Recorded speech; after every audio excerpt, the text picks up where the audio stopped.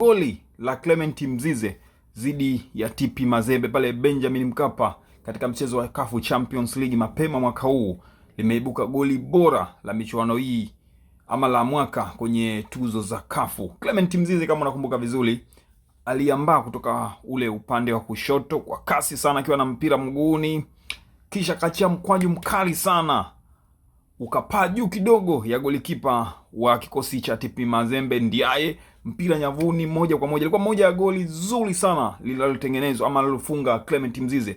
Leo hii linatoa tuzo ya goli bora kwenye usiku wa tuzo za CAF. Bwana, kongole kwa Clement Mzize kwa kufunga bao la kigedeoni. Kongole kwa Young Africans. Hakika mmetisha sana ama mmetamba kwenye usiku wa tuzo, na ligi kuu ya Tanzania imeweza kutajwa. Kumbuka ligi ya Tanzania inaenda kutoa goli bora kwa mara ya pili.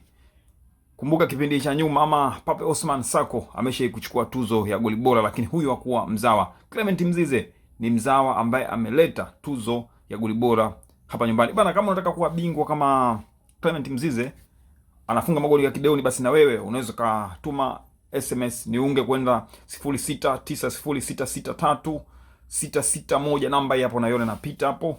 Ujoini kwenye grupu la WhatsApp, grupu ambalo lina odds kali tu ambazo ukiweka mzigo lazima upatie maisha ama upige kibunda. Ni hivyo tu.